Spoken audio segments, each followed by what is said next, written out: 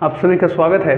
पिछले पार्ट्स में हम लोगों ने जान लिया था पूर्णांकों के समझ के अंतर्गत कि प्राकृत संख्या क्या होती है, पूर्ण संख्या क्या होती है, पूर्णांक क्या होते हैं, ये सब तमाम चीज़ें जाने थे। और भी जाने थे कि योज प्रतिलोम क्या होता है, जिसको एक और नाम था योगात्मक प्रतिलोम। क्या था? योगात्मक। जैसे 5 का योज प्रतिलोम क्या हुआ था? -5। 3/4 का क्या हुआ था? -3/4। -x का क्या हुआ था? x। ये सब तमाम चीज़ें हम लोगों ने जान लिया था। अगर आप हमारे चैनल पे नए हैं तो पिछले पार्ट्स वाले आप वीडियो देख सकते हैं प्ले लिस्ट में जा करके।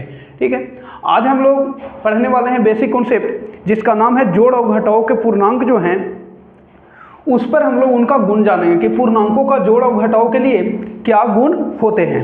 तो पहला हेडिंग रहेगा संभरक नियम। कौन नियम? संभरक। फिर हम लोग पढ़ेंगे क्रम विनिमय नियम, फिर पढ़ेंगे सहचर नियम। ठीक है, उसके बाद हम लोग एक्सरसाइज करेंगे। तो हेडिंग दीजिए पूर्णांकों के जोड़ और घटाव के लिए। यह है गुण पहला। जैसे हमने लिखा है कि संभरक नियम क्या होता है, तो देखिए अलग अलग संख्या के लिए आपको पढ़ना है, लेकिन अभी क्लास 7 में है, आप पूर्णांकों के लिए पढ़ना है संभरक नियम। आपको परिमेय संख्या के लिए भी पढ़ना है, लेकिन आगे की कक्षाओं में। ठीक है, तो पहले समझते हैं संभरक नियम। लेकिन संभरक नियम जिस पे आप जांच करने जा रहे हैं वो किस पे जांच करने जा रहे हैं वो पकड़ना। आप किस पे जांच करने जा रहे हैं आपको क्लियर है, किस पे आप जांच करने जा रहे हैं? पूर्णांक। तो पूर्णांक के बारे में जानना होगा ना। 3/4 पूर्णांक है? बताइए, बटा में होता है? नहीं, नहीं ना होता है, बटा में नहीं होता है, रूट में नहीं होता है, होता है पूर्णांक रूट में? नहीं। तो उसके बारे में आपको जान लेना है। आप नए चैनल पे हैं तो आप जाके वीडियो प्लेलिस्ट में आप देखिए। ठीक है, चलिए।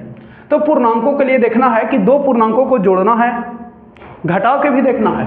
जब दो पूर्णांकों का योग या घटाव एक पूर्ण यहाँ पर लिखना होगा हमको। जब दो पूर्णांकों का योग या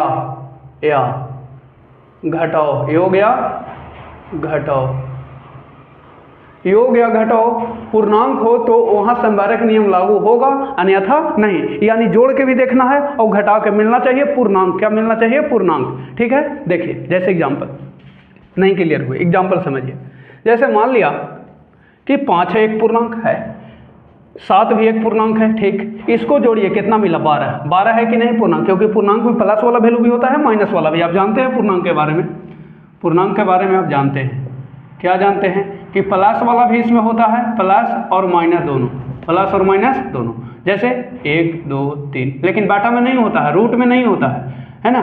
कहाँ तक जाएगा पता नहीं। माइनस में भी इधर होता है, -1 -2 -3, ये कहाँ तक जाएगा? -∞, पता नहीं है। यही है पूर्णांक, यही है पूर्णांक। ठीक, अब जान गए कि पूर्णांक में लेना है तो यही सब कोई ले सकते हैं, तो ले लिया। 12 क्या है? एक पूर्णांक है। क्या है? पूर्णांक है, पूर्णांक है। अच्छा, पूर्णांक है तो लागू हो गया जोड़ के लिए। अब घटाव के लिए देखते हैं। जैसे ले सकते हैं 8 में से घटाते हैं, एक पूर्णांक लेते हैं, मान लिया कि 4, तो कितना मिला? 4 मिला, पूर्णांक मिला ना। वैल्यू बराबर होना जरूरी नहीं है, यहाँ देखना है कि पूर्णांक आना चाहिए। क्या आना चाहिए? पूर्णांक। पूर्णांक है, पूर्णांक है।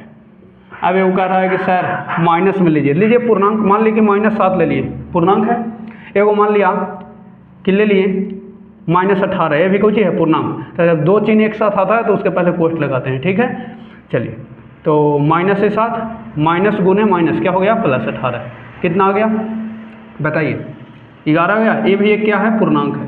तो अतः कह सकते हैं क्या कि जोड़ और घटाव के लिए पूर्णांकों पर संभरक नियम क्या होता है? लागू होता है। वो मेन इंपॉर्टेंट है। सवाल आपसे पूछेगा कि बताइए पूर्णांकों के लिए जोड़ और घटाव पर संभरक नियम लागू होता है कि नहीं? तो होता है। ठीक है, तो देखिए लिख देते हैं, कोई दिक्कत नहीं है। पूर्णांकों के जोड़ और घटाव के लिए संभरक नियम लागू होता है। आपसे कोई पूछ ही लेता है कि बताइए संभरक नियम क्या होता है, तो बोल देना है कि आप किस पे पूछ रहे हैं, परिमेय संख्या पे कि पूर्णांक पे, जिस पे पूछ रहा है। तो मान ली पूर्णांक पे कहेगा तो पूर्णांकों के लिए संभरक नियम यही है कि उसको जोड़िए तो पूर्णांक फिर मिलना चाहिए।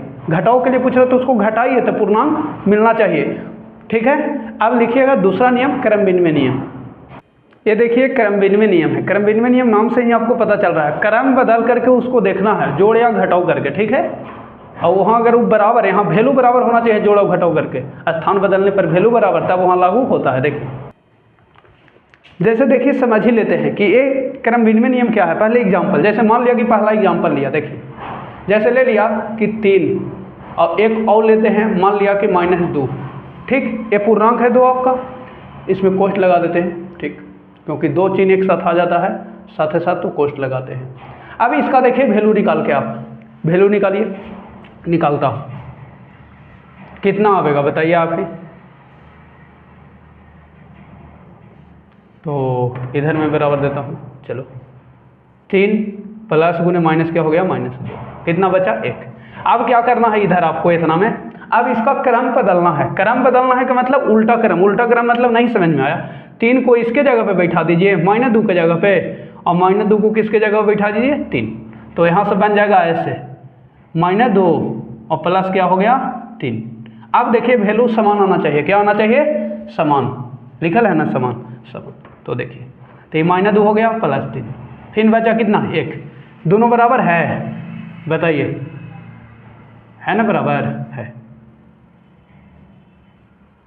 समान है, क्या है चाहे जोड़िए चाहे घटाइए समान आना चाहिए। जैसे देखते हैं घटाओ के लिए देखते हैं, तो जोड़ के लिए हो गया, घटाओ के लिए और दिखा दे क्या जोड़ के लिए। जैसे दूसरा एग्जांपल देखिए, जैसे मान लिया कितना लेना है, मान लिया कि 11 और मान लिया कि 16, कितना आ गया जी 11 16 27।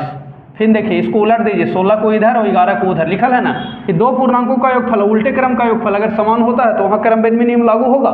फिर लिखा हुआ अन्यथा नहीं का मतलब नहीं, अगर बराबर आ गया तो लागू नहीं होगा। तो देखते हैं 16 पहले और 11 बाद में, कितना आ गया 27। यहाँ देख रहे हैं क्या कि ये दोनों बराबर है, क्या आ गया बराबर, समान है, समान है, इसीलिए लागू जोड़ के लिए हुआ। अब तीसरा एग्जांपल घटाओ के लिए लेते हैं, किसके लिए घटाओ के लिए देख लेते हैं। मान लिया कि 17 ले लिया और घटाओ ले लिया 5, घटाने जा रहे हैं, कुछ करना है घटाने जा रहे हैं, घटाना है तो घटा रहे हैं, देखो तो कितना बचेगा 12।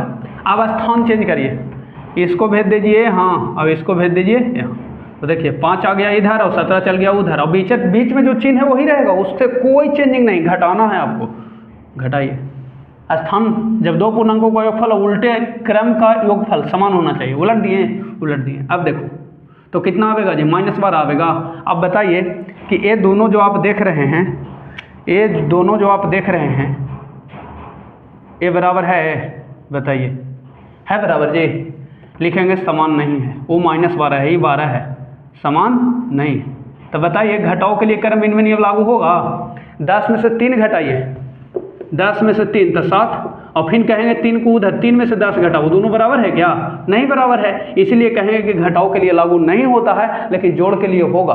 अब एक बच्चा पूछ रहा है कि सर ये -12 इस साथ ही ना था, पूरा उठ के ना जाएगा, बीच वाला चेंज हम चेंज किए हैं, हमने नहीं किए हैं ना, बीच वाला चेंज नहीं करना है, खाली उसको पूरा उठा के वो हाँ और उसको उठा के वो हाँ ना, कहते हैं कि आप उस जगह पे चल जाइए वो इस जगह पे चल आवेगा। तो आपको जब उठाते हैं तो बताइए आप बस्ता कॉपी लेकर उठते हैं कि नहीं, कि कहे पड़ता है, जैसे आप उठे कहें कि यहाँ बैठिए तो आप अपने मन से एकदम कॉपी कलम लेकर उठ के चलाते हैं, वैसे ही ये अपना मन से पूरा चल गया वो लेके चला, बीच वाला कोई चेंजिंग नहीं, क्लियर।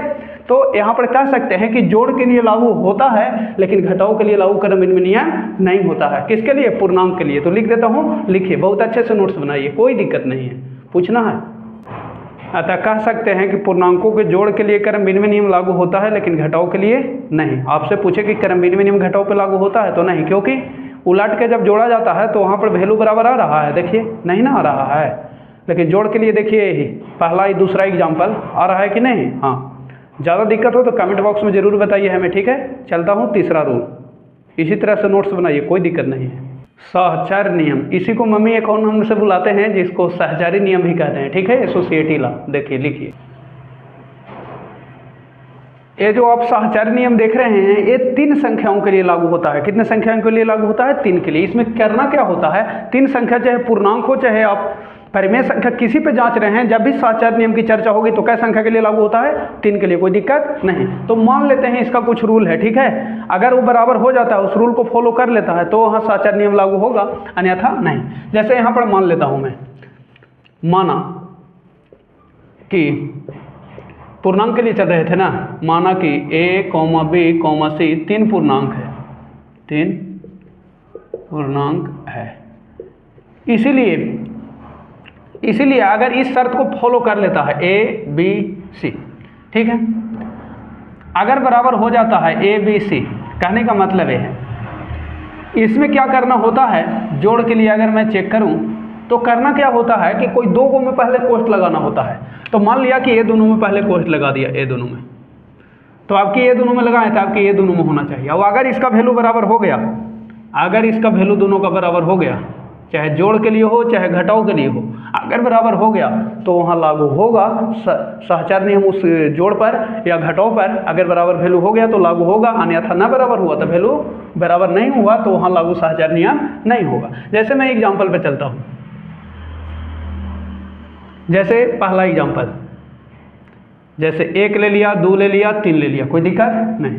अब सुनिए, अब करना क्या है, जोड़ के लिए पहले चल रहे हैं तो कोई दो गो में इसमें कोष्ट लगाएं।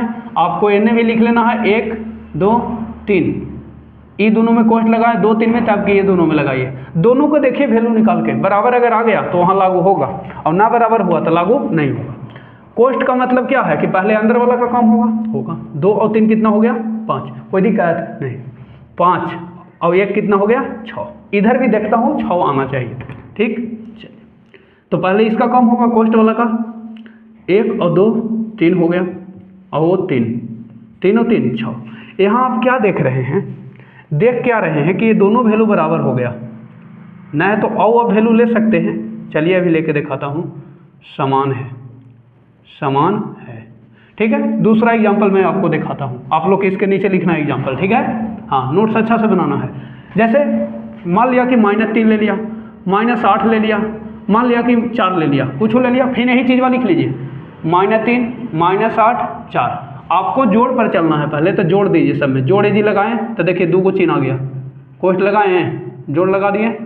चलिए जोड़ लगाते हैं तो यदि 2 को चिन्ह है तो कोष्ट लगेगा, जोड़ लगाते हैं। अच्छा, ये तो कोष्ट ऐसे ही लगाए। अब आपको सहचार के लिए क्या करना है कि पहले 2 गो में कोष्ट लगाना है, तो लगाने जाते हैं। मान लिया कि ये दोनों में पहले कोष्ट लगाया, तो फिर ये दोनों में लगाना होगा ना। हाँ, अब देखिए इसको हल करिए, दोनों का वैल्यू क्या आना चाहिए, बराबर। चलता हूँ हल करने, कोई दिक्कत नहीं ना, नहीं। ये ले लिया, हल करिए, -3 प्लस है पहले से।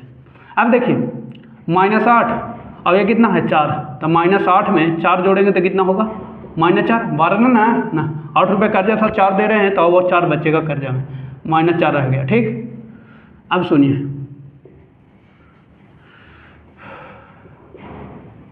प्लस गुने माइनस क्या हो गया, -4, कितना आ गया, -7।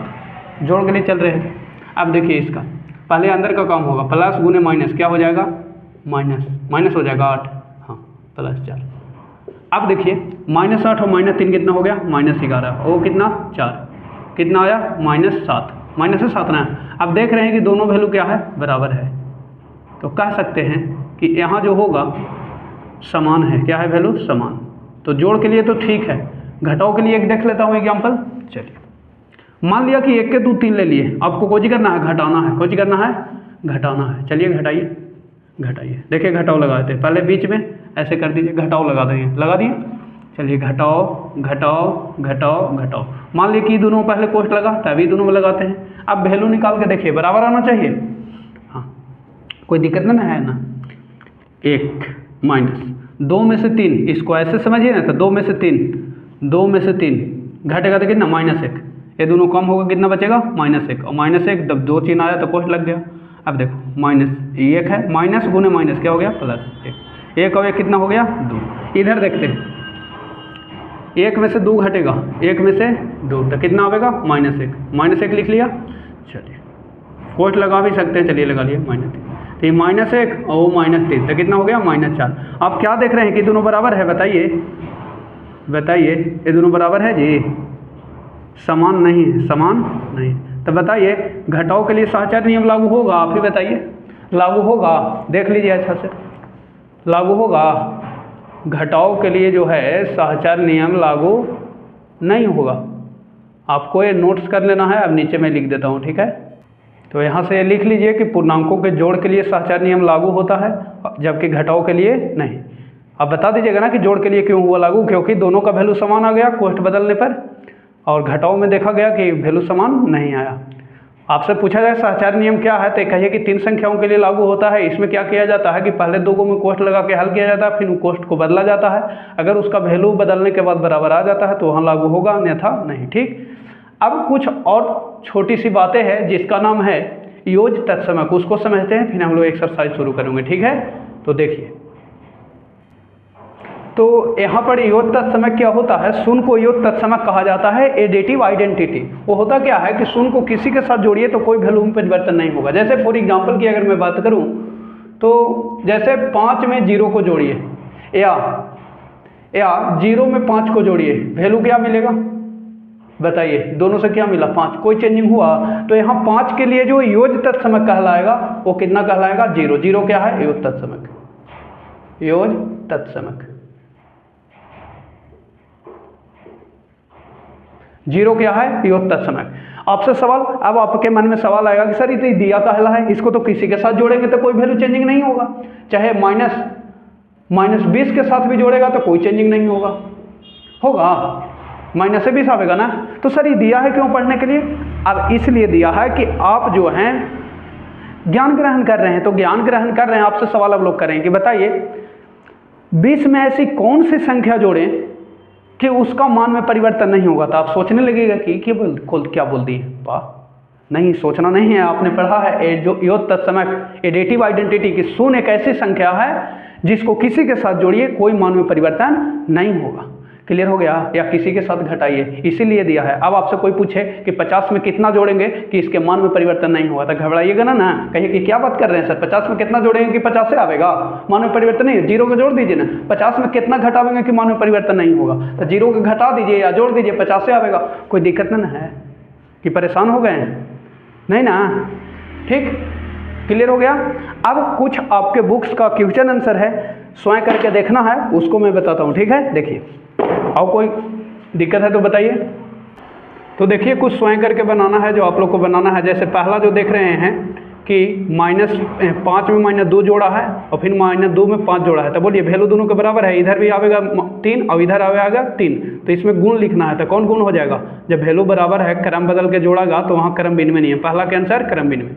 दूसरा के देखिए 3 संख्या के लिए है, कोई 2 में कोष्ठ लगाया है तो यहाँ पर जो लागू हो जाएगा ये साहचर्य नियम, कौन नियम, साहचर्य। तीसरा के देखिए कि -25 में 0 जोड़ा तो -25 एक प्रकार का पूर्णांक ही मिला है, तो यहाँ पर कह सकते हैं कि यहाँ पर संवारक नियम है, कौन नियम, संवारक यानी समृद्ध। लास्ट में भी समृद्ध नियम है, संवारक नियम लिख लीजिएगा। चलिए आओ देखिए क्वेश्चन, जैसे स्वयं करके बनाना है। जैसे -5 में -50 घटाना है, तो इसको मैं बोर्ड पे बताता हूँ, ठीक है, आप लोग दिक्कत करिएगा इसको। देखिए, ये देखिए स्वयं करके ही इसको मैं बना देता हूँ, ऐसे आप लोग तो बना लिए होंगे। -5 और माइनस गुने माइनस क्या हो गया, +50, तो कितना हो गया, -5 50 में से चला गया तो कितना 45, 20 माइनस गुने माइनस क्या हो गया प्लस, तो 5 और 0 5, 4 और 2 6, क्लियर, -55 और माइनस गुने प्लस क्या हो गया माइनस, तो -55 और -75 कर जाता, 5 और 5 10 और 7 और 5 12 और 1 13, ठीक, -60 और माइनस गुने माइनस क्या हो गया प्लस, तो कितना आएगा -56, कोई दिक्कत नहीं।